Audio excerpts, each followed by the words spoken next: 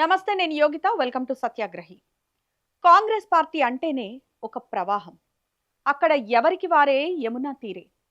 పార్టీలో ప్రజాస్వామ్యం ఎంతలా ఉంటుందంటే పక్కోడు ఏం మాట్లాడుతున్నాడో వాడికే తెలియనంత స్వేచ్ఛ ఉంటుంది.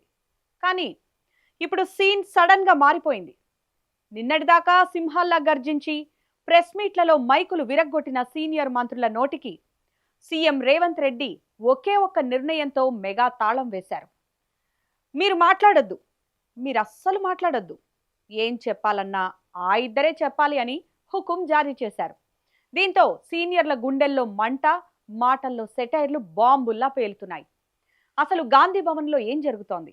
సీఎం రేవంత్ సెట్ చేసిన ఆ ఇద్దరు మంత్రులు ఎవరు? రైతులకు 2 లక్షల రుణమాఫీ. అబ్బో, కాంగ్రెస్ సర్కార్ వేసిన అతిపెద్ద స్కెచ్ ఇది. ఈ క్రెడిట్ అంతా తమ ఖాతాలోనే వేసుకోవాలని మంత్రులంతా పట్టుపంచెలు కట్టుకొని నీట్గా ఇంచేసి స్మైల్ ఇస్తూ సీఎంతో కలిసి ప్రెస్ మీట్కి వచ్చారు. ఉత్తమ్, కోమటిరెడ్డి, శ్రీధర్ బాబు అందరి మొహాల్లోనూ మేమే చేశామనే గర్వం కనిపిస్తోంది. కానీ అక్కడే రేవంత్ రెడ్డి అస్సలు బాంబు పేల్చారు. రుణమాఫీ ఓకే, వెరీ హ్యాపీ. కానీ ఇకపై ప్రభుత్వ నిర్ణయాలను ఎవరంటే వారు కాదు, కేవలం పొంగులేటి శ్రీనివాసరెడ్డి, శ్రీధర్ బాబు మాత్రమే వెల్లడిస్తారు అని లైవ్లో అనౌన్స్ చేశారు. ఆ మాట వినగానే సీనియర్ల మొహాలు చూడాలి. పాపం, వెలుగుతున్న ఎల్ఈడి బల్బు ఒక్కసారిగా ఫ్యూజ్ పోయినట్టు అయిపోయింది. పక్కనే ఉన్న ఉత్తమ్ కుమార్ రెడ్డి, కోమటిరెడ్డి ఒకరి మొహం ఒకరు చూసుకొని ఏందిది, మనల్ని ఇట్లా సైడ్ చేశారేంటి అని ఫీల్ అయినట్టు కెమెరాలకు క్లియర్గా చిక్కారు. ఆ క్షణంలో వారి మౌనం 100 మాటల కంటే ఎక్కువే చెప్పింది.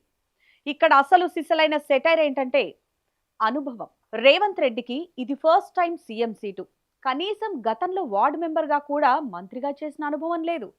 కానీ ఆయన ఎవరికి రూల్స్ పెడుతున్నారో చూస్తే మైండ్ బ్లాక్ అవ్వాల్సిందే.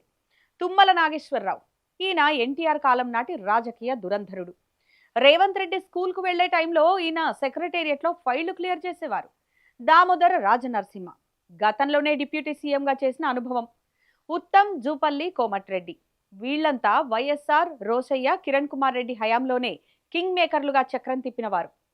ఇప్పుడు ఈ సీనియర్లంతా లోపల రగిలిపోతున్నారు. మేము రాజకీయంలో ఓనమాలు నేర్చుకున్నప్పుడు రేవంత్ ఎక్కడున్నారు, ఇప్పుడు ఆయన వచ్చి మా నోటికి తాళం వేస్తారా అని అంతర్గత చర్చల్లో నిప్పులు చెరుగుతున్నారు. పిల్లొచ్చి గుడ్డును వెక్కిరించినట్టుంది మా పరిస్థితి అని ఒక సీనియర్ మంత్రి వాపోయారంటేనే అర్థం చేసుకోవచ్చు పరిస్థితి ఎంత దారుణంగా ఉందో. పోనీ ఇద్దరికే ఛాన్స్ ఇచ్చారు సరే, అందులో శ్రీధర్ బాబు సీనియర్ అంటే మన సీనియర్లు కొంచెం సర్దుకుపోయేవారు. కానీ అక్కడ రెండో పేరు పొంగులేటి శ్రీనివాసరెడ్డి. ఈయన కూడా రేవంత్ రెడ్డి లాగే ఫస్ట్ టైం మంత్రి.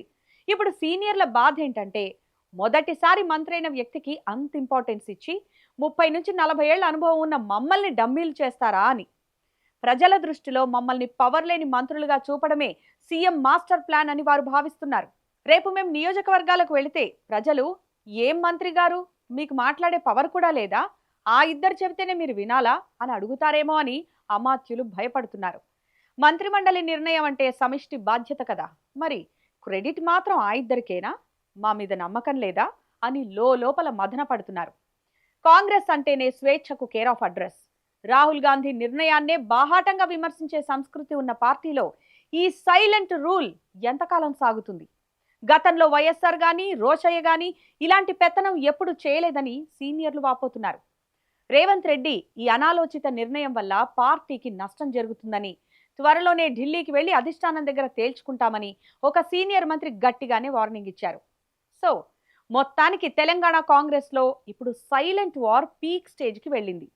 ఒకవైపు రేవంత్ రెడ్డి తన టీం మీద పూర్తి కంట్రోల్ సాధించాలని చూస్తుంటే సీనియర్లు మాత్రం తమ ఆత్మగౌరవాన్ని కాపాడుకోవాలని చూస్తున్నారు. మరి ఈ నోటి తాళాలు ఎప్పుడు తెరుచుకుంటాయో, సీనియర్ల ఆగ్రహం ఢిల్లీ దాకా వెళితే హైకమాండ్ ఏం చేస్తుందో చూడాలి. మరి మీకేమనిపిస్తోంది?